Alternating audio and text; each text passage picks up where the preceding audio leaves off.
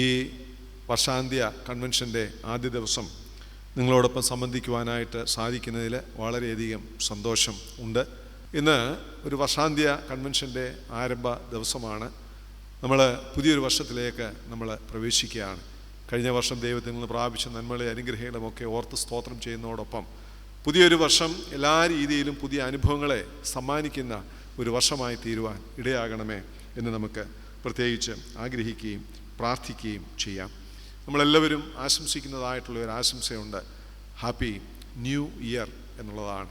Happy new year എന്ന് പറയുമ്പോൾ പുതിയൊരു വർഷം നമുക്ക് ഹാപ്പിനെസ് തരുമോ എന്ന് ചോദിച്ചു കഴിഞ്ഞാൽ 2025 നമുക്കൊരിക്കലും ഒരു സന്തോഷം തരികയില്ല. ഞാൻ പറയാനായിട്ട് ആഗ്രഹിക്കുന്നത്, we have to make the new year a joyful and peaceful one. നമ്മളാണ് 2025 സന്തോഷപൂർണ്ണമാക്കി തീർക്കുന്നതെന്ന് പറയുവാനായിട്ട് ഞാൻ ആഗ്രഹിക്കുകയാണ്. അതുകൊണ്ട് സകലവും പുതുതാക്കുന്ന ദൈവത്തിൽ നമുക്ക് ആശ്രയിക്കാം. സകലതും പുതുതാക്കി നമുക്ക് ആലോചന നൽകുന്ന ദൈവവചനത്തിൽ നമുക്ക് ആശ്രയിക്കുകയും ചെയ്യാം. വേദപുസ്തകം പറയുന്നു, ഒരുവൻ ക്രിസ്തുവിലായാൽ അവനൊരു പുതിയ സൃഷ്ടി ആകുന്നു. അതുകൊണ്ട് 2024 നമ്മൾ ഇവിടെ പറയുമ്പോൾ ഈ 2025 നമ്മൾ ക്രിസ്തുവിലാകുകയും അവനിലും അവൻ്റെ വചനത്തിലും ആശ്രയിപ്പാനും അടിസ്ഥാനപ്പെടുവാനും നമുക്ക് ഇടയാകുവാനായിട്ടും സാധിക്കണം. അപ്പോൾ വചനപ്രകാരമുള്ള ഒരു രൂപാന്തരം നമ്മുടെ ജീവിതത്തിൽ സംഭവിക്കുമ്പോഴാണ് 2025 നമുക്കൊരു ഹാപ്പി ന്യൂ ഇയർ ആയിട്ട് മാറുന്നത്. അതുകൊണ്ടാണ് പൗലോസ് അപ്പോസ്തലൻ നമ്മെ ഓർമ്മിപ്പിക്കുന്നതായിട്ടുള്ളൊരു കാര്യം, ഈ ഒരു പുതിയൊരു വർഷം നമുക്ക് സന്തോഷകരമായി തീരണമെന്നുണ്ടെങ്കിൽ ക്രിസ്തുയേശുവിലുള്ളതായ ഒരു ഭാവം നമ്മൾ ഉണ്ടാകുവാനായിട്ട് ഇടയാകണം. നാം ഈ ക്രിസ്മസൊക്കെ ആഘോഷിക്കുമ്പോൾ നമുക്ക് ക്രിസ്മസിൽ കൂടെ നമുക്ക് ലഭിക്കുന്ന വലിയ ഗിഫ്റ്റ് എന്ന് പറയുന്നത് ഇമ്മാനുവേൽ ആണ്. ഗോഡ് വിത്ത് അസ്, ദൈവം നമ്മോട് കൂടെ എന്നുള്ളതാണ്. അപ്പോൾ ദൈവം ലോകത്തിന് നൽകിയതായിട്ടുള്ള ഏറ്റവും വലിയ സമ്മാനമായിട്ടുള്ള ഇമ്മാനുവേൽ ഈ ക്രിസ്തുവിൽ കൂടി ഈ ക്രിസ്മസിൽ കൂടെ നമുക്ക് ലഭിക്കുന്നതായിട്ടുള്ള ഒരു ട്രിപ്പിൾ ബ്ലെസ്സിങ്സ് എന്ന് പറയുന്നത് ലവ്, ജോയ് ആൻഡ് പീസ് എന്നുള്ളതാണ്. സ്നേഹവും സന്തോഷവും സമാധാനവും ആണ്. അപ്പോൾ ഈ ഒരു സ്നേഹവും സന്തോഷവും സമാധാനവും നൽകുന്നതായിട്ടുള്ള ഈ ക്രിസ്തുവിൽ കൂടി നമുക്ക് അവൻ്റെ സാന്നിധ്യം നമുക്ക് ലഭിക്കുമ്പോൾ ഈ ഇമ്മാനുവേൽ ഗോഡ് വിത്ത് അസ്, അതിനപ്പുറത്തായിട്ട് നമ്മെ ദൈവം ഒരു നിലയിൽ കൊണ്ടെത്തിക്കുന്നത് ക്രൈസ്റ്റ് എന്ന എക്സ്പീരിയൻസ് ആണ്. അപ്പോൾ ഇമ്മാനുവേൽ നമുക്കൊരു ഫിസിക്കൽ പ്രസൻസ്, നമ്മുടെ കൂടെയുള്ള ഒരു ഫിസിക്കൽ പ്രസൻസ് ആകുന്നുവെങ്കിൽ ഒരു ക്രൈസ്റ്റ് എക്സ്പീരിയൻസ് എന്ന് പറയുന്നത് നമ്മുടെ ഉള്ളിലുള്ളതായ ഒരു എക്സ്പീരിയൻസ് ആയിരിക്കണം. അതുകൊണ്ടാണ് പറയുന്നത്, if Emmanuel is God with us, Christ is God within us.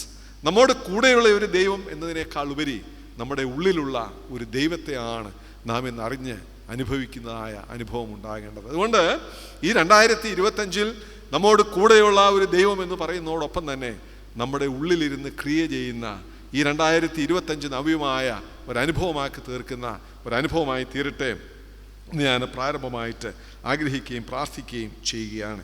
അതുകൊണ്ട് ഇന്ന് ഞാൻ നിങ്ങളോട് പറയുവാനായിട്ട് ആഗ്രഹിക്കുന്നത്, ഒരുപക്ഷെ ഞാനിവിടെ ഇന്ന് ഒരു നിങ്ങളെ സ്വസ്ഥമാക്കുന്ന 3 പോയിന്റ് പറഞ്ഞിട്ട് പോകുന്നുവെങ്കിൽ അത് നിങ്ങൾക്കും സന്തോഷം, എനിക്കും സന്തോഷം, ഇല്ലേ? 3 പോയിന്റ് വേണമെങ്കിൽ പറയാം. അതായത് സന്തോഷദായകൻ, സമാധാനദായകൻ, സൗഖ്യദായകൻ എന്നൊക്കെ പറഞ്ഞാൽ നിങ്ങൾക്ക് സന്തോഷമാണ്, എനിക്കും വലിയ എഫേർട്ട് ഇല്ലാതെ പറയുവാനായിട്ട് സാധിക്കും. എന്നാൽ ദൈവം നമുക്ക് വേണ്ടി പുതുവർഷത്തിൽ ചെയ്യുന്ന കാര്യങ്ങളല്ല ഇന്ന് ഞാൻ പറയുവാനായിട്ട് ആഗ്രഹിക്കുന്നത്. നിങ്ങൾ പറഞ്ഞാലും പറഞ്ഞില്ലെങ്കിലും, പ്രാർത്ഥിച്ചാലും പ്രാർത്ഥിച്ചില്ലെങ്കിലും അവൻ ഇന്നും എന്നേക്കും അനന്യനാണ്. അവൻ നമ്മുടെ പിതാവാണ്. നാം ചോദിക്കുന്നതിലും നനയ്ക്കുന്നതിലും അധികമായ നന്മകൾ ദൈവം നമുക്ക് നൽകും. എന്നാൽ അതിനപ്പുറത്തായിട്ട് ഈ ഒരു പുതിയൊരു വർഷം ഒരു ഹാപ്പി ന്യൂ ഇയർ ആകണമെന്നുണ്ടെങ്കിൽ നാം ചെയ്യേണ്ടുന്നതായ ചില കാര്യങ്ങൾ ചെയ്യണമെന്ന കാര്യമാണ് ഇന്ന് നിങ്ങളെ ഞാൻ ഓർമ്മിപ്പിക്കുവാനായിട്ട് ആഗ്രഹിക്കുന്നത്. അപ്രകാരം ഞാൻ ഓർമ്മിപ്പിക്കുവാനായിട്ട് ആഗ്രഹിക്കുമ്പോൾ നമ്മുടെ ഉള്ളിൽ ഉള്ള ഒരു സ്പിരിച്വൽ ഒരു പ്രസൻസ് ആയിട്ട് the word became flesh and dwelt among us എന്നതിനേക്കാൾ ഉപരി ആൻഡ് ഡ്വെൽസ് വിത്തിൻ അസ് എന്നൊരു അനുഭവത്തിൽ കൂടി ചില നവ്യ അനുഭവങ്ങൾ പുതിയൊരു വർഷത്തിൽ നമുക്ക് കണ്ടെത്തുവാനായിട്ട് സാധിക്കുക എന്നതാണ് ഞാൻ ഇന്ന് ഈ വചന ശുശ്രൂഷയിൽ കൂടി ആഗ്രഹിക്കുകയും പ്രാർത്ഥിക്കുകയും ചെയ്യുന്നത്. അതുകൊണ്ട് ഈ ന്യൂ എന്ന് പറയുമ്പോൾ സകലതും പുതുതാക്കുന്ന ഒരു ദൈവം, വചനത്തിൽ കൂടെ നമുക്ക് പുതുക്കം സമ്മാനിക്കുന്നതായിട്ടുള്ള ഒരു ദൈവം, ആ വചനത്തിൻ്റെ പുതുക്കത്താൽ പുതിയൊരു വർഷം നമുക്ക് അനുഗ്രഹമാക്കി തീരുവാനായിട്ട് സാധിക്കണം.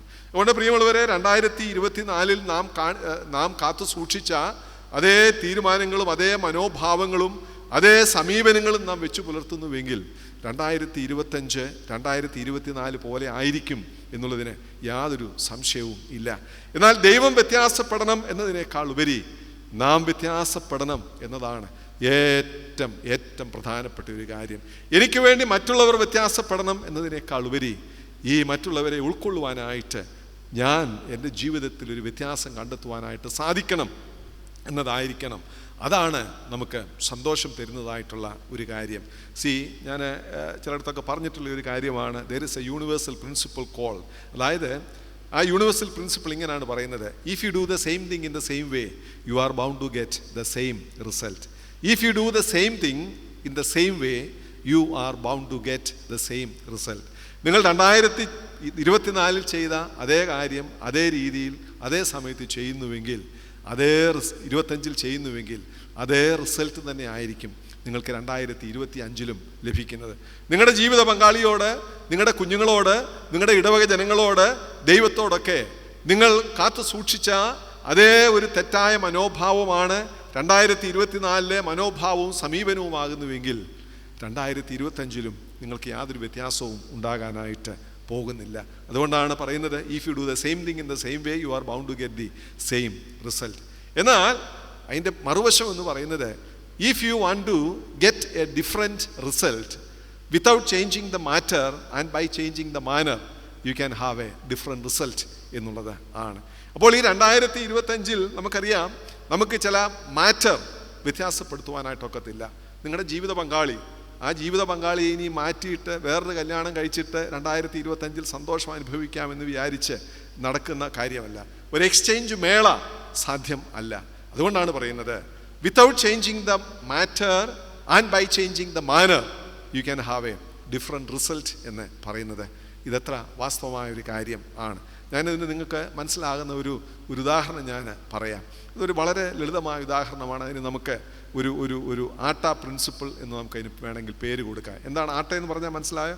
ഗോതമ്പ് പൊടിക്കാണ് ആട്ട എന്ന് പറയുന്നത്.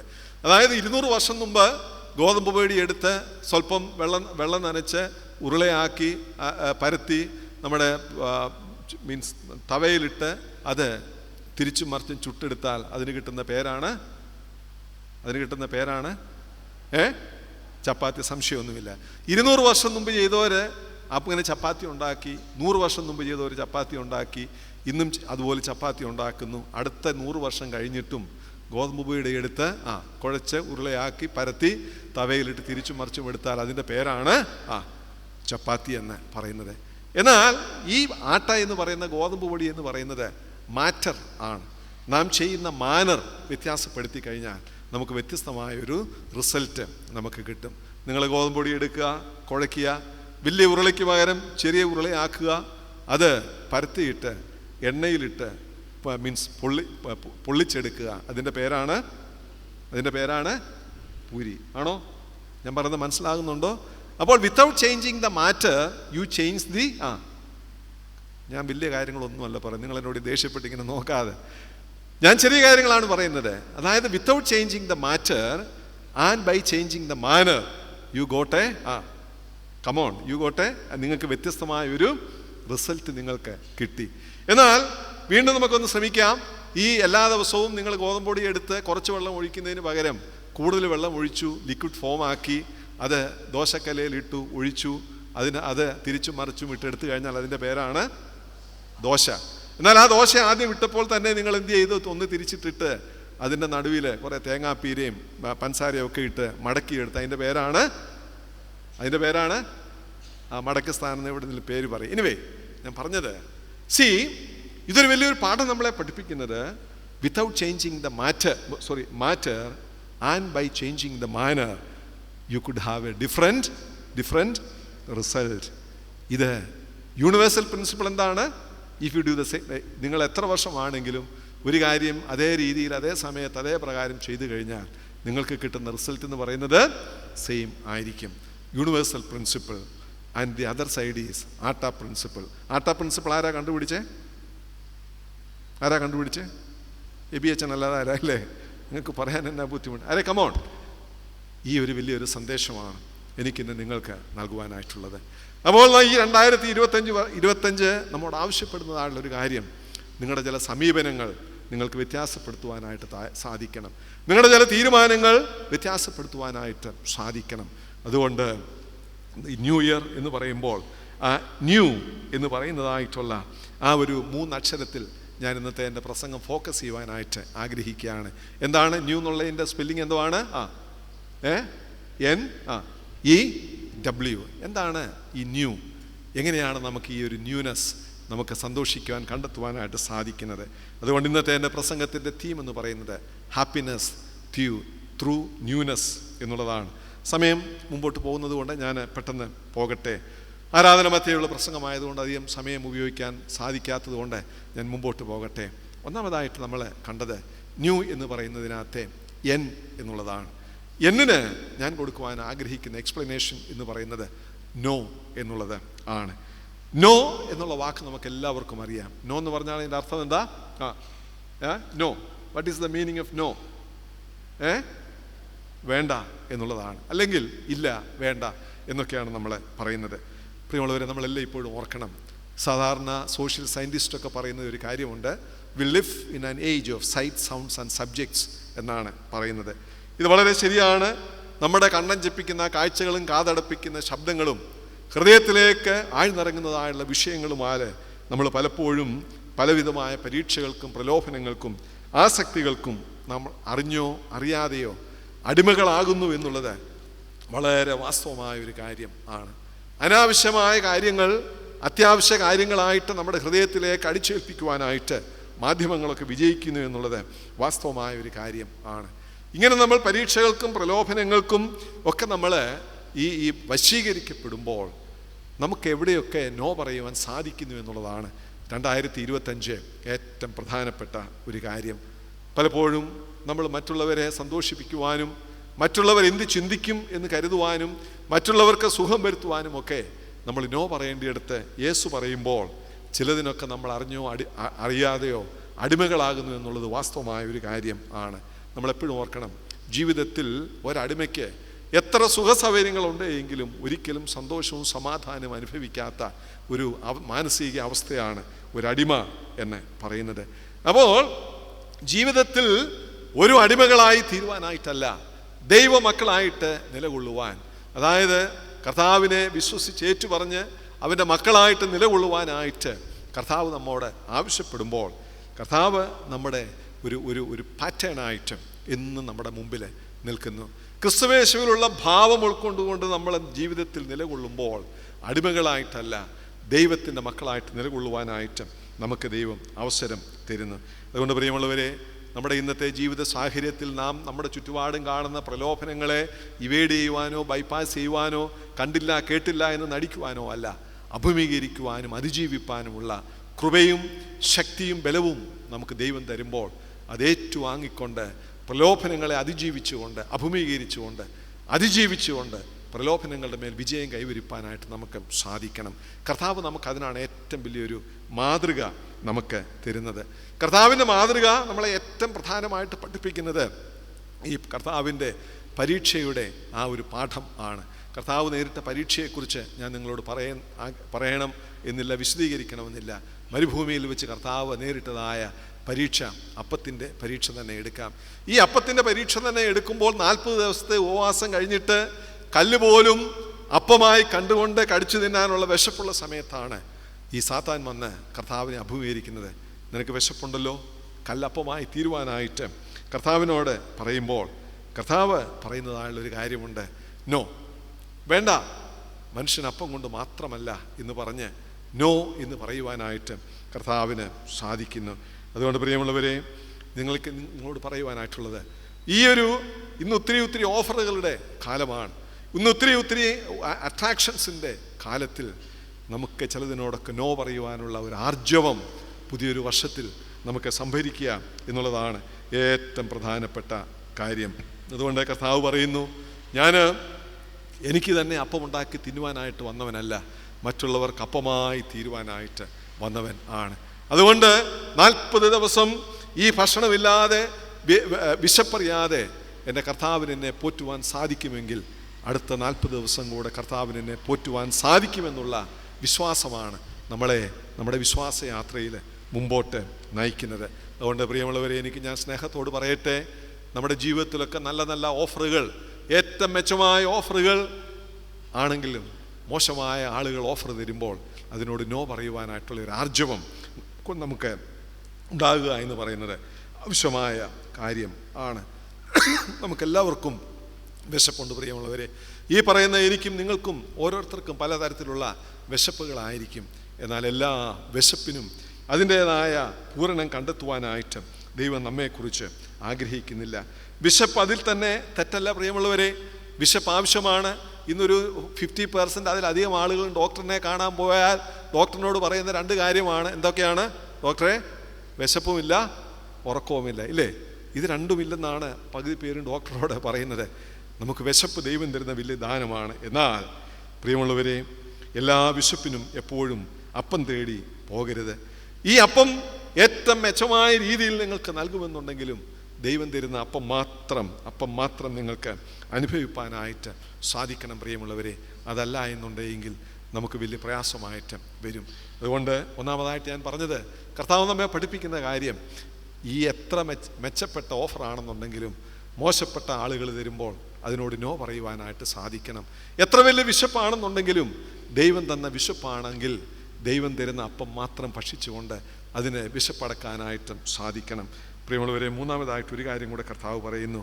എല്ലാറ്റിനും, എല്ലാ വിശപ്പടക്കുവാനും ദൈവം നിനക്ക് വേണ്ടി ചിലത് കരുതി വെച്ചിട്ടുണ്ടെങ്കിൽ നീ അതിന് പ്രതീക്ഷയോടെ, പ്രത്യാശയോടെ കാത്തിരിപ്പാനുള്ള ഒരു ആത്മീയ പക്വത നമുക്കുണ്ടാകേണ്ടത് ആവശ്യം ആണ്.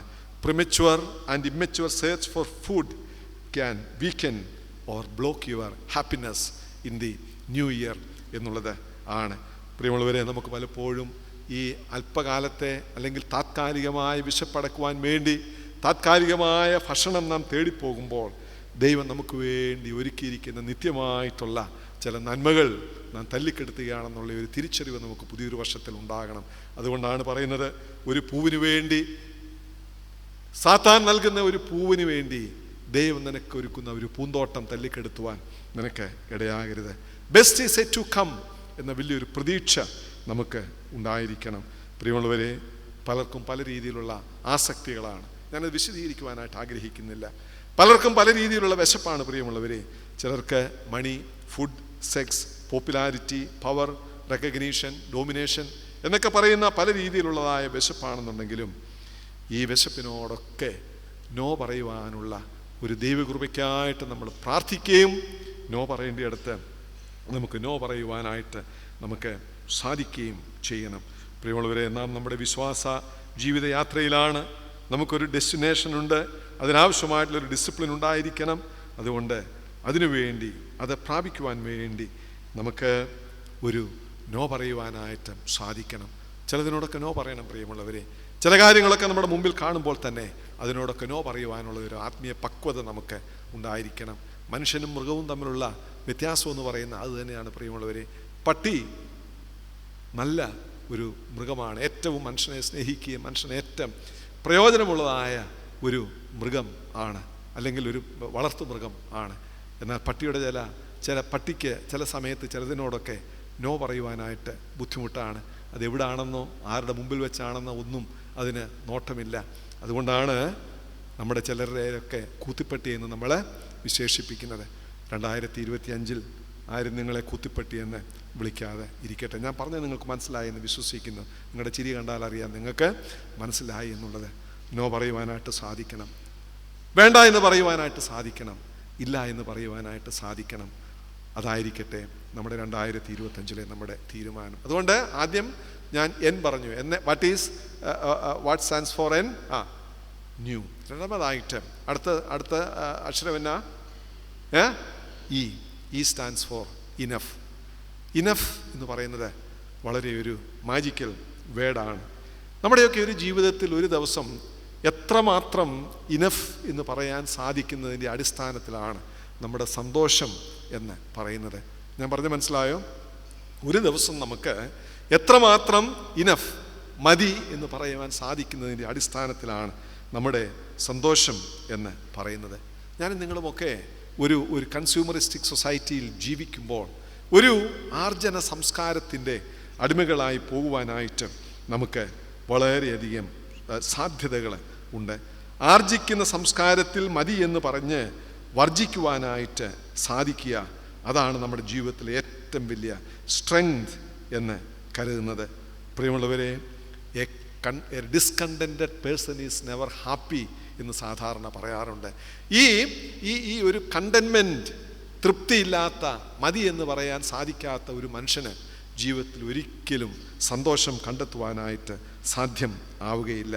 പൗലോസിനെ കുറിച്ച് പറയുന്നത്, പൗലോസ് തൻ്റെ സാക്ഷ്യം എന്ന് പറയുന്നത്, ഞാൻ അലംഭാവത്തോടുകൂടി ഇരിക്കുവാനായിട്ട് ഞാൻ പഠിച്ചിട്ടുണ്ട്. ഈ അലംഭാവം എന്നൊക്കെ പറയുന്ന വാക്ക് പലപ്പോഴും തെറ്റിദ്ധരിച്ചിട്ടുണ്ട്, ഇല്ലേ?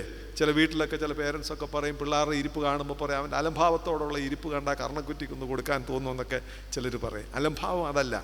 അലം എന്ന് പറഞ്ഞു കഴിഞ്ഞാൽ മതി എന്നാണ്. അലംഭാവം എന്ന് പറഞ്ഞാൽ മതി എന്നുള്ള ഭാവം. അതുകൊണ്ടാണ് പൗലോസ് പറയുന്നത്, അലംഭാവത്തോടുകൂടെ ഇരിക്കാൻ ഞാൻ പഠിച്ചിട്ടുണ്ട്. എൻ്റെ മുമ്പിൽ ഒത്തിരി സാധ്യതകളുണ്ട്, എങ്കിലും അതിൻ്റെ മുമ്പിൽ മതി എന്ന് പറയുവാനായിട്ട് ഞാൻ പഠിച്ചിട്ടുണ്ട്. പ്രിയമുള്ളവരെ, കർത്താവ് നമ്മോട് പറയുന്ന ഒരു വലിയൊരു പാഠമുണ്ട്. ആകാശത്തിലെ പറവുകളെ നോക്കി നിങ്ങളൊരു കാര്യം പഠിക്കണം. എന്താണ് പഠിക്കാൻ പറഞ്ഞത്? നമുക്കറിയാം, ഒരു വയൽ നിറഞ്ഞ് ഈ വിളഞ്ഞു കിടക്കുന്ന ഈ നെൽപ്പാടങ്ങളോ ഗോതമ്പ് പാടങ്ങളോ ആണ്. എന്നാൽ അതിലേക്ക് ഒരു പക്ഷി വന്ന് ഇറങ്ങുന്നു. ഒരു പക്ഷി വന്നിറങ്ങുന്നു, അതിനെ കൊക്കിൽ ഒതുങ്ങുന്നത് കൊത്തിക്കൊണ്ട് അത് പറന്ന് പോകുന്നു. ഏതെങ്കിലും ഒരു പക്ഷി പോളിത്തീൻ ബാഗ് കൊണ്ട് വന്നിട്ട് ബാഗിനകത്ത് കൊത്തി നിറച്ചുകൊണ്ട് ഇട്ടുകൊണ്ട് പോകുന്നത് നിങ്ങൾ കണ്ടിട്ടുണ്ടോ? ഉണ്ടോ? ഇല്ല. ഒരു പക്ഷിയും അങ്ങനെ ചെയ്തിട്ടില്ല. ഒരു പക്ഷിയും കൊക്കിൽ ഒതുങ്ങുന്നതിൽ കൂടുതൽ കൊത്തുന്നില്ല. കാര്യം, ഈ പക്ഷിക്കറിയാം, കൊക്കിൽ ഒതുങ്ങുന്നത് കൂടുതൽ കൊത്തിയാൽ എന്ത് സംഭവിക്കും?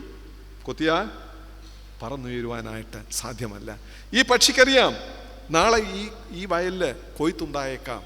എന്നാൽ നാളെ ഈ കൊയ്ത്ത് കഴിഞ്ഞാൽ എനിക്ക് എവിടെ നിന്ന് ഭക്ഷണം കിട്ടുമെന്നുള്ള ചിന്ത ഈ പക്ഷിക്കുണ്ടായെങ്കിലും പക്ഷിക്കറിയാം, നാളെ ഈ വയൽ കൊയ്യുന്നുവെങ്കിൽ ഇതിനപ്പുറത്ത് മറ്റന്നാൾ കൊയ്യുന്ന ഒരു വയൽ ഉണ്ട് എന്ന് അറിയാം.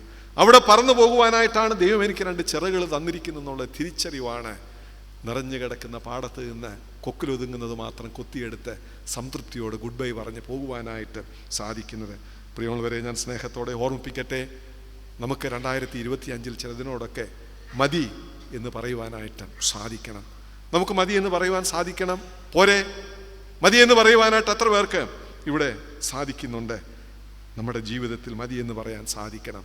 ഞാൻ ഈ പ്ലാസ്റ്റിക് കവറിൻ്റെ കാര്യമൊക്കെ ഓർത്തപ്പോഴാണ് എനിക്ക് വലിയൊരു, എൻ്റെ മാർത്തോമാ സഭയിലെ അംഗങ്ങളെക്കുറിച്ചൊക്കെ എനിക്ക് വളരെ ഒരു സഹതാപം തോന്നിയിട്ടുള്ളത്.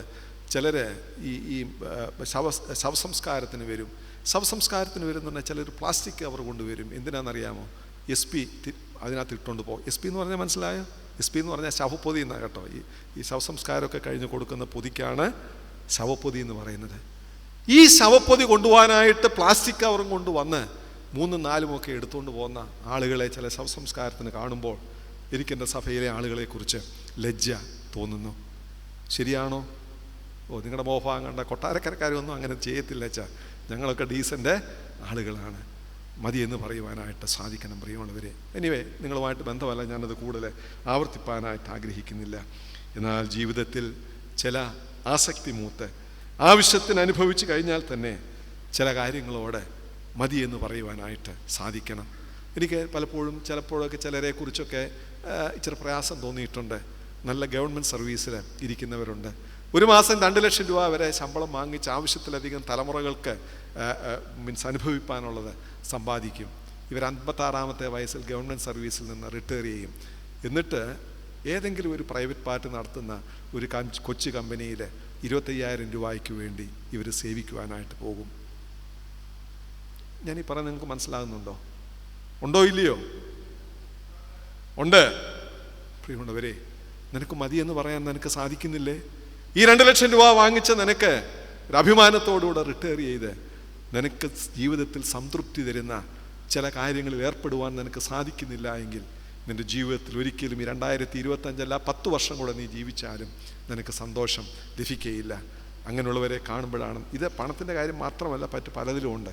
അങ്ങനെയുള്ളവരെ കാണുമ്പോഴാണ് നമ്മൾ പറയുന്നത്, അണ്ണാ മൂത്താലും മരം കയറ്റം നിർത്തുകയില്ല, മതി എന്ന് പറയുവാനായിട്ട് സാധിക്കണം.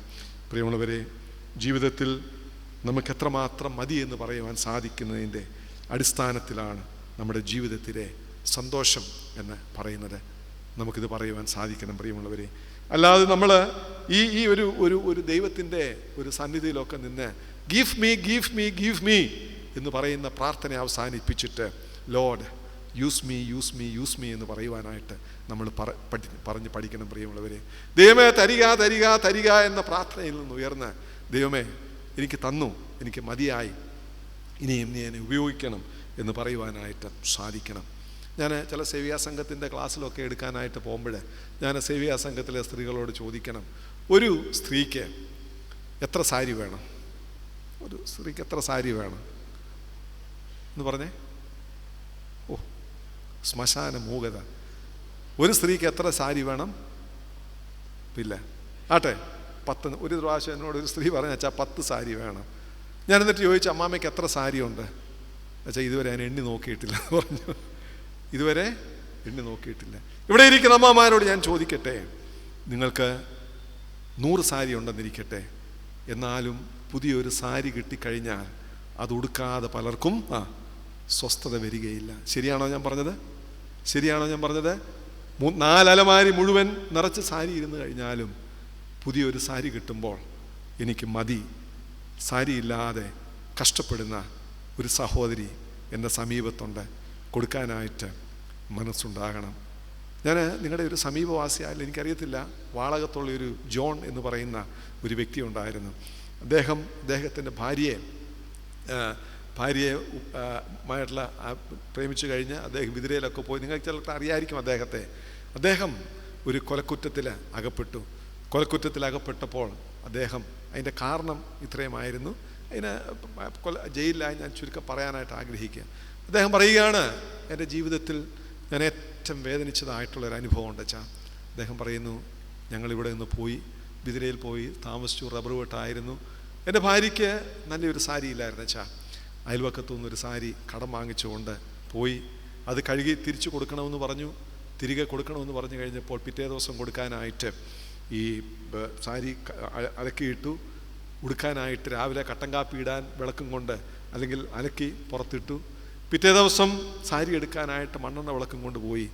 ആ സാരിക്ക് തീ പിടിച്ചു കഴിഞ്ഞപ്പോൾ പറഞ്ഞു, ആ സാരി കൊടുത്ത ആൾ പറഞ്ഞു, ഒന്നുകിൽ നീ സാരിയുടെ വിലയായിട്ടുള്ള, അന്നത്തെ 10-30 വർഷം മുമ്പുള്ള കഥയാണ്, ഒന്നുകിൽ സാരിയുടെ വിലയായിട്ടുള്ള 500 രൂപ എനിക്ക് തരണം, അല്ലെങ്കിൽ നീയും ഭർത്താവിൻ്റെ കൂടെ ജയിലിൽ പോയി കിടക്കും. എൻ്റെ ഭാര്യ അത് വിളിച്ച് പറഞ്ഞു കഴിഞ്ഞപ്പോൾ എൻ്റെ ഹൃദയം പൊട്ടി എന്ന് പറഞ്ഞതായുള്ളൊരു അനുഭവം. നിങ്ങളുടെ സമീപത്തൊക്കെ പല ജോണുമാരുണ്ട് കേട്ടോ. ഒരു പുതിയ സാരി കിട്ടുമ്പോൾ വേണ്ട എന്ന് പറയാനുള്ള പക്വതയാണ് പുതിയൊരു വർഷത്തിൽ നിങ്ങൾക്ക് എന്തോ തരുന്നത്? സന്തോഷം തരുന്നത്. തീരുമാനിക്കുമോ? 50 സാരി, ഞാൻ പറഞ്ഞത് ഇന്ന് നമ്മൾ ഒരു വർഷത്തിൻ്റെ അവസാനമാണല്ലോ. ഇവിടെ ഇരിക്കുന്ന 50 സാരിയുള്ള ഏതെങ്കിലും അമ്മമാര്, ഞാൻ 2025 ഏതെങ്കിലും ഒരു പുതിയ സാരി കിട്ടുകയാണെങ്കിൽ ഞാൻ വേണ്ടാന്ന് പറയുമെന്നൊരു തീരുമാനമെടുക്കാൻ സാധിക്കുമോ? കൈയൊന്നും പൊക്കണ്ട, എനിക്കറിയാം നിങ്ങൾക്ക് പ്രയാസമാണെന്ന്. നിങ്ങൾ പറയുകയുമില്ല. സാധിക്കണം. പുരുഷന്മാരോട് ഞാൻ പറയുകയാണ്, ഇനി ഞാൻ മുമ്പോട്ട് പോകട്ടെ, മതിയെന്ന് പറയുവാനായിട്ടും സാധിക്കണം. നമ്മുടെ പോലീസ് ഡിപ്പാർട്ട്മെൻറ്റിലൊക്കെ വളരെ സുദൃഢമായ സേവനമനുഷ്ഠിച്ച സിബി മാത്യു ഉണ്ട്, DGP ജോസഫ് സാറുണ്ട്. അവരോടൊക്കെ ചോദിച്ചതായിട്ടുള്ളൊരു കാര്യമുണ്ട്. അതായത് നിങ്ങളുടെ ഈ ഔദ്യോഗിക മിനിസ്ട്രിയിൽ നിങ്ങൾക്ക് കറപുരളാതെ ജീവിപ്പാനായിട്ട് സാധിച്ചതിൻ്റെ കാരണം എന്താണെന്നൊക്കെ ചോദിച്ചപ്പോൾ അവർ പറഞ്ഞു, അതിന് കാരണം മറ്റൊന്നുമല്ല, ഞങ്ങൾക്ക് പലതിനോടും വേണ്ട എന്ന് പറയുവാനായിട്ട് സാധിച്ചിട്ടുണ്ട്, മതി എന്ന് പറയുവാനായിട്ട് സാധിച്ചിട്ടുണ്ട്. ചില കേസുകൾക്ക് ഒരു വാക്കൊന്ന് മാറ്റി എഴുതി കഴിഞ്ഞാൽ ലക്ഷങ്ങൾ കിട്ടും. നോ, ഞങ്ങളെ അനുവദിച്ചിട്ടില്ല. അതൊന്ന്. 2, ഞങ്ങളുടെ ഭാര്യമാരാണ് ഞങ്ങൾക്കതിന് ഏറ്റവും സ്ട്രെങ്ത് തരുന്നത്. ഇല്ലേ, പലയിടത്തും പല ഭാര്യമാരും ചോദിക്കും, മനുഷ്യ നിങ്ങൾ വലിയ സൂപ്രണ്ടൻ്റ് എന്നൊക്കെ പറഞ്ഞിട്ട് എന്താ കാര്യം? നിങ്ങളുടെ താഴെയുള്ളവൻ 2 കാറേ പോകുമ്പോൾ നിങ്ങൾക്ക് ഇതുവരെ ഒരു സ്കൂട്ടർ പോലും വാങ്ങിക്കാനൊത്തില്ലല്ലോ, നിങ്ങൾക്ക് നാണമില്ലേ എന്ന് ചോദിക്കുമ്പോൾ പല ഭർത്താക്കന്മാരുടെയും ഹാല് ഇളകും. ഇനി ഞാൻ മുമ്പോട്ട് പോകട്ടെ. നമുക്ക് മതി എന്ന് പറയുവാൻ സാധിക്കുമോ? പുതിയൊരു വർഷത്തിൽ മതി എന്ന് പറയുവാനായിട്ട് സാധിക്കണം. അവിടെയാണ് നിങ്ങളുടെ സന്തോഷവും, അവിടെയാണ് നിങ്ങളുടെ സമാധാനവും. പ്രിയമുള്ളവരെ, ഞാനൊരു കാര്യം കൂടെ പറഞ്ഞ് അവസാനിക്കട്ടെ.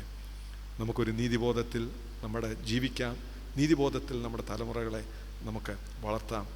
അനീതിയിൽ കൂടിയും അക്രമത്തിൽ കൂടിയും കൈക്കൂലിയിൽ കൂടിയും ഒക്കെ അനർഹമായ രീതിയിൽ തലമുറകൾക്ക് വേണ്ടി സമ്പാദിച്ചു വെച്ചിട്ടുള്ള ഒത്തിരി ആളുകളെ എനിക്കറിയാം. എനിക്ക് നിങ്ങളെ ആരെയും അറിയത്തില്ല പ്രിയമുള്ളവരെ. ഒത്തിരി ആളുകൾ അനീതിയിൽ കൂടെയും കൈക്കൂലിയുടെ അങ്ങ് മൂർത്തിഭാവമായിട്ട് സമ്പാദിച്ചു വെച്ചിട്ടുള്ള ഒത്തിരി ആളുകളെ അറിയാം. അവരൊക്കെ പറയും, 2ഉം 3ഉം തലമുറയ്ക്ക് വേണ്ടി ഞാൻ സമ്പാദിച്ച എന്ന് പറയും. ഞാൻ സ്നേഹത്തോടെ പറയട്ടെ, നിങ്ങളുടെ അനീതി മാർഗത്തിൽ കൂടി, നീതിയല്ലാത്ത രീതിയിൽ നിങ്ങളുടെ തലമുറയ്ക്ക് വേണ്ടി നിങ്ങൾ കരുതി വച്ചിരിക്കുന്നത് സമ്പാദ്യമല്ല, അതിൻ്റെ പേര് ശാപം എന്നാണെന്ന് ഓർമ്മിപ്പിക്കുവാനായിട്ട് ഞാൻ ആഗ്രഹിക്കുകയാണ്. നിങ്ങളുടെ തലമുറകളൊന്നും അത് ശരിക്കും അനുഭവിക്കത്തില്ല പ്രിയമുള്ളവരെ. ദൈവം തന്നത് മാത്രം, ദൈവം നേരായി തരുന്ന മാർഗത്തിൽ മാത്രം അനുഭവിക്കുന്നതാണ് നമ്മുടെ തലമുറകൾക്ക് ഗുണമായിട്ട് തീരുന്നത്. ഞാൻ പല ശവസംസ്കാര ശുശ്രൂഷയിൽ പോയിട്ടുള്ളപ്പോഴൊക്കെ ഒരു മക്കളും പറഞ്ഞിട്ടില്ല, എൻ്റെ അപ്പൻ എനിക്ക് വേണ്ടി 1 കോടി രൂപ ബാങ്കിൽ ഡെപ്പോസിറ്റ് ചെയ്തെന്നോ 4 ഫ്ലാറ്റ് വാങ്ങിച്ചെന്നോ ഒരു മക്കളും പറയുന്നത് ഞാൻ കേട്ടിട്ടില്ല. എന്നാൽ മക്കളൊക്കെ പറയുന്നത് കേട്ടിട്ടുള്ളത്, എൻ്റെ അപ്പൻ ഒരു നീതിമാനായിരുന്നു, എൻ്റെ അപ്പൻ ദൈവത്തെ അറിഞ്ഞ് ജീവിച്ചവനായിരുന്നു, എൻ്റെ അപ്പൻ ഞങ്ങൾക്ക് ദൈവത്തെ തന്നു, അതുമാത്രം ഞങ്ങൾക്ക് മതി, അതിൻ്റെ നന്മ മാത്രമാണ് ഞങ്ങൾ അനുഭവിക്കുന്നതെന്ന് പറയും. എൻ്റെ അപ്പന് നോ എന്ന് പറയുവാനും വേണ്ട എന്ന് പറയുവാനും ഒക്കെ ഒരു ആർജവമുണ്ടായിരുന്നു എന്നത് പറഞ്ഞത് ഞാൻ പല പ്രാവശ്യം കേട്ടിട്ടുണ്ട്. ഞാനിത് പറയുന്ന വലിയ കാര്യങ്ങളൊന്നുമല്ല പ്രിയമുള്ളവരെ പറയുന്ന. പുതിയൊരു വർഷത്തിൽ നമുക്ക് സന്തോഷവും സമാധാനവും അനുഭവിക്കണമെന്നുണ്ടെങ്കിൽ പുതിയൊരു വർഷത്തിൽ ദൈവം നമുക്ക് എന്ത് തരുമെന്നുള്ളതല്ല, ദൈവം നമുക്ക് വേണ്ടി എന്ത് ചെയ്തു തരുമെന്നുള്ളതല്ല, നാം ചിലത് ചെയ്യണം. അതാണ് ഞാൻ പറഞ്ഞത്. If want the new year to be new, let us say no, let us say enough. മൂന്നാമതായിട്ട് ഒരു കാര്യം കൂടെ പറഞ്ഞ് ഞാൻ അവസാനിപ്പിക്കാം. മൂന്നാമത്തെ അക്ഷരം എന്താ? W. മൂന്നാമത്തെ അക്ഷരത്തിൻ്റെ പേരാണ് വെയിറ്റ്. വെയിറ്റ്, കാത്തിരിക്കുക. ഈ അപ്പം കല്ലപ്പമായി തീരും പ്രിയമുള്ളവരെ. കല്ലപ്പമായി തീരുവാൻ ദൈവം നിയമിച്ചിരിക്കുന്ന ഒരു സമയം ഉണ്ട്. ആ സമയം വരെയും കാത്തിരിപ്പാനായിട്ട് സാധിക്കണം. പ്രിയമുള്ള യുവജനങ്ങളെ, എനിക്ക് നിങ്ങളോടൊരു കാര്യം പറയാനായിട്ടുണ്ട്. സോഷ്യൽ സയൻറ്റിസ്റ്റൊക്കെ ഇന്നത്തെ തലമുറയുടെ ഒരു വലിയ പ്രത്യേകമായിട്ട് പറയുന്നത് ഇൻസ്റ്റൻറ്റ് ഗ്രാറ്റിഫിക്കേഷൻ എന്ന് പറയുന്നതായ ഒരു സൈക്കോളജിക്കൽ സിൻഡ്രോമാണ്. ഇൻസ്റ്റൻറ്റ് ഗ്രാറ്റിഫിക്കേഷൻ എന്ന് പറഞ്ഞു കഴിഞ്ഞാൽ ഒരു കാര്യം ചിന്തിച്ചു കഴിഞ്ഞാൽ അപ്പോൾ വേണം, അത് സാധിച്ചിരിക്കണം. എത്ര പ്രയാസമാണെന്നറിയാമോ? എത്ര മാതാപിതാക്കളാണ് അടുത്ത് വരുന്നത്, എൻ്റെ വീട്ടിൽ സന്തോഷമില്ല, സമാധാനമില്ല, അവൻ്റെ കൂട്ടുകാരൻ 2 പേര് UK പഠിക്കാൻ പോകുന്നെന്ന് പറഞ്ഞു, അവർ 30 ലക്ഷം രൂപ പേരൻസ് കണ്ടെത്തി. എന്തുകൊണ്ട്? നിങ്ങൾ തന്തയും തള്ളയുമാണോ? എന്തുകൊണ്ട് നിങ്ങൾക്ക് കണ്ടെത്തുവാൻ സാധിക്കുന്നില്ല? വീടും പണയം വെക്ക്, ഞാൻ ഉണ്ടാക്കാമല്ലോ എന്ന് പറഞ്ഞ് വീടും വസ്തുവുമൊക്കെ പണയം വെച്ച് ഇന്ന് പല കുഞ്ഞുങ്ങളുടെയും നിർബന്ധം കാരണം അവിടെ എവിടെയൊക്കെ പഠിക്കാൻ പോയി 2 വർഷം കഴിഞ്ഞ് തിരിച്ചു വരുമ്പോൾ സർവത്ര കടവും ബഹളവുമാണ്. പ്രിയമുള്ള കുഞ്ഞുങ്ങളെ, നിങ്ങളുടെ കൂട്ടുകാർ ചെയ്യുന്നതനുസരിച്ച് നിങ്ങൾ ചെയ്യുവാൻ നിങ്ങളെക്കുറിച്ച് ഉദ്ദേശിച്ചിട്ടില്ല. അതുകൊണ്ട് ഇൻസ്റ്റൻറ്റ് ഗ്രാറ്റിഫിക്കേഷൻ്റെ ഒരു കാലത്ത് നമ്മൾ ജീവിക്കുന്നു. ഞാനൊരു കാര്യം പറഞ്ഞാൽ ഉടനെ അത് സാധിക്കണം. ഞാനൊരു പെണ്ണിനെ കെട്ടണമെന്ന് പറഞ്ഞാൽ, ചെറുക്കനെ കെട്ടണമെന്ന് പറഞ്ഞാൽ എന്ത് മോശമായാലും എനിക്ക് അവളെ തന്നെ കെട്ടണം. അല്ല മക്കളെ, അങ്ങനെ ചിന്തിക്കരുത്. വെയിറ്റ്. ഇപ്പോൾ നിങ്ങൾ കാണുന്ന ഒരു പൂവിന് വേണ്ടി നിങ്ങൾ നിർബന്ധം പിടിക്കാതെ ദൈവം നിങ്ങൾക്ക് വേണ്ടി ഒരുക്കുന്ന പൂന്തോട്ടത്തിന് വേണ്ടി കാത്തിരിക്കാനുള്ള ഒരു ക്ഷമ നിങ്ങളുടെ ജീവിതത്തിൽ ഉണ്ടാകണം. വേദപുസ്തകം അതാണ് പറയുന്നത്. എല്ലാറ്റിനും ഒരു സമയമുണ്ട്. ദൈവത്തിൻ്റെ സമയത്തിന് വേണ്ടി കാത്തിരിക്കുക. ദൈവത്തിൽ വിശ്വാസമുള്ളവർക്കാണ് കാത്തിരിപ്പിൽ വിശ്വാസം അർപ്പിക്കുവാനായിട്ട് സാധിക്കുന്നത്. പ്രിയമുള്ളവരെ, divine delays are not denials എന്ന് വേദപുസ്തകം നമ്മെ പഠിപ്പിക്കുമ്പോൾ വേദപുസ്തകം നമ്മോട് പറയുന്നു, എല്ലാറ്റിലും ദൈവകരം കാണുവാൻ സാധിക്കുന്നവർക്ക് എല്ലാ കാര്യങ്ങളിലും ദൈവകരങ്ങളിൽ ഏൽപ്പിച്ച് പ്രത്യാശയോടെ ദൈവത്തിൻ്റെ സമയത്തിന് വേണ്ടി കാത്തിരിക്കുവാനായിട്ട് സാധിക്കും. ദൈവത്തിന് സ്തോത്രം. ഇത് നമുക്ക് സാധിക്കണം പ്രിയമുള്ളവരെ. ഇതാണ് ദൈവം നമ്മെക്കുറിച്ച് ആഗ്രഹിക്കുകയും ദൈവം നമ്മെക്കുറിച്ച് പ്രതീക്ഷിക്കുകയും ചെയ്യുന്നത്.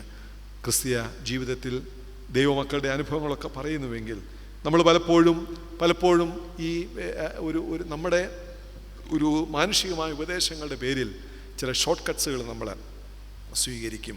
ഓർക്കണമേ, shortcuts may cut short your life. നിങ്ങൾ സ്വീകരിക്കുന്ന ചില ഷോർട്ട് കട്ട്സുകളൊക്കെ തലമുറകൾക്ക് തന്നെ ഒരു ശാപമായിട്ട് മാറും. അബ്രഹാമിനും സാറായിക്കും ദൈവത്തിൻ്റെ സമയത്തിന് വേണ്ടി കാത്തിരിപ്പാനായിട്ട് സാധിച്ചില്ല. സാറ ഹാഗാറിനെ ഈ അബ്രഹാമിൻ്റെ അടുക്കൽ അയച്ചു. ഇസ്മയിൽ ഉണ്ടായി. ചരിത്രമറിയാം. എന്നാൽ ഇന്നുവരെയും ഇസ്മായിലിൻ്റെ പേരിലും ഇസഹാക്കിൻ്റെ പേരിലും രണ്ട് സമൂഹം ശത്രുതയിൽ ആണ്. നമ്മുടെ ജീവിതത്തിൽ നാം ഓർക്കണമേ, എൻ്റെ ബലമായ ഹോവേ, ഞാൻ നിന്നെ കാത്തിരിക്കുമെന്ന് ദാവീദ് പറയുമ്പോൾ നീ പ്രത്യാശയോടെ കാത്തിരിക്കുക, സ്വസ്ഥമായിരിക്കുക. ദൈവം നിനക്ക് ഉപകാരം ചെയ്തിരിക്കുന്നു എന്ന് പറയുവാനായിട്ട് സാധിക്കണം. അതുകൊണ്ട് പുതുവർഷത്തിൽ ദൈവത്തിൻ്റെ സമയത്തിനായിട്ട്, ദൈവം പ്രവർത്തിക്കുവാനായിട്ട്, ദൈവം പ്രതികാരം ചെയ്യുവാനായിട്ട് നമുക്ക് കാത്തിരിക്കാം. ഈ 2024 നിങ്ങൾക്ക് ചില സംഭവിച്ച പ്രതീക്ഷമായ ചില സാഹചര്യങ്ങളുടെ ആ ഒരു പശ്ചാത്തലത്തിൽ നിങ്ങളോട് ശത്രുത്വം പുലർത്തിയ ചിലരോടൊക്കെ നിങ്ങൾ പ്രതികാരം ചെയ്യുവാനായിട്ട് കാത്തിരിക്കുന്നുവെങ്കിൽ, പ്രതികാര ചിന്തയുമായി നിങ്ങൾ 2025 പ്രവേശിക്കുന്നുവെങ്കിൽ നിങ്ങൾക്കൊരിക്കലും സമാധാനം ലഭിക്കുകയില്ല. ദൈവത്തിന് വിട്ടുകൂടെ, ക്ഷമിക്ക്, ദൈവം പ്രതികാരം ചെയ്യട്ടെ. നിങ്ങൾക്ക് സ്വസ്ഥമായി സന്തോഷമായി ജീവിപ്പാനായിട്ട് സാധിക്കും. അന്തമില്ലാത്ത കാത്തിരിപ്പിലും അപ്രതീക്ഷിതമായ പ്രതിസന്ധിയിലും പ്രശ്നത്തിലും നമ്മൾ ഒരിക്കലും തളർന്ന് പോകരുത്. പ്രത്യാശയോടെ കാത്തിരിക്കണം പ്രിയമുള്ളവരെ. പ്രത്യാശ ഒരിക്കലും നഷ്ടപ്പെടരുത്.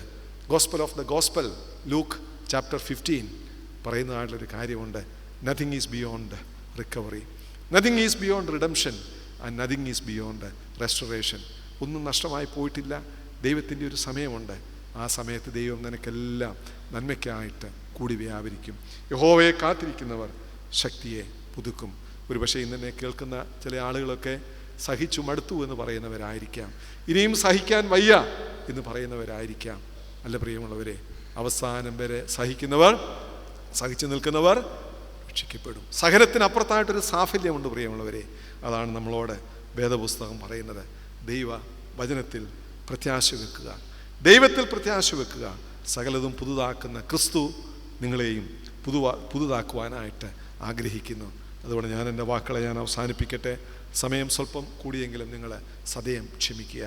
ഞാനിന്ന് പറയുവാനായിട്ട് ആഗ്രഹിച്ചത്, the new year cannot give you happiness. God cannot give you happiness alone. ദൈവം മാത്രം വിചാരിച്ചാൽ നിങ്ങൾക്ക് സന്തോഷവും സമാധാനം തരുവാൻ സാധ്യമല്ല. ദൈവം ഒരുക്കുന്ന സാഹചര്യങ്ങളോട് അർത്ഥവത്തായും ക്രിയാത്മകമായും ദൈവികമായ ഭാവം ഉൾക്കൊണ്ടുകൊണ്ടും നിങ്ങൾ പ്രതികരിക്കുന്നുവെങ്കിൽ മാത്രമേ നിങ്ങൾക്ക് സന്തോഷവും സമാധാനവും പുതിയൊരു വർഷത്തിൽ കണ്ടെത്തുവാനായിട്ട് സാധ്യം ആവുകയുള്ളൂ. അതുകൊണ്ടാണ് നമ്മൾ പ്രിൻസിപ്പിൾ നമ്മൾ പ്രയോഗിക്കണം. You cannot change the matter. നിങ്ങളുടെ കുഞ്ഞുങ്ങളെ നിങ്ങൾക്ക് ഇനിയും വേണ്ടാന്ന് പറയാൻ സാധ്യമല്ല. ദൈവം പോലും വിചാരിച്ചാൽ എൻ്റെ ഭർത്താവിനെ മാറ്റാൻ, എൻ്റെ കുഞ്ഞുങ്ങളെ മാറ്റാൻ സാധിക്കയില്ല എന്നിവിടെ ഇരിക്കുന്ന ആരെങ്കിലും കരുതുന്നുവെങ്കിൽ പുതിയൊരു വർഷത്തിലൊരു വ്യത്യാസം ഉണ്ടാകാം. ദൈവത്തിന് ഒരു നിമിഷം മതി പ്രിയമുള്ളവരെ. ഒരിക്കലും പ്രതീക്ഷ കൈവിടരുത്, പ്രത്യാശ കൈവിടരുത്. പ്രത്യാശയോടെ നമുക്ക് കാത്തിരിക്കാം. അതുകൊണ്ട് ഞാൻ പറഞ്ഞു, if you want a different result, either you change the matter or you change the manner. Now we cannot change the matter, we can only change the manner. Manner വ്യത്യാസപ്പെടുത്തുന്നതിൽ കൂടി, നമ്മുടെ സമീപനം വ്യത്യാസപ്പെടുത്തുന്നതിൽ കൂടി നമുക്കൊരു വ്യത്യാസത്തിനായി കാത്തിരിക്കാം. അതിന് let us make the new year new by saying no, enough, wait. അങ്ങനെ പുതിയൊരു വർഷം പുതിയ അനുഭവങ്ങൾ നമുക്ക് സമ്മാനിക്കട്ടെ. ഈ വചനങ്ങളാൽ ദൈവം നമ്മെ അനുഗ്രഹിച്ച് ആശീർവദിക്കുമാറാകട്ടെ. ആമേൻ.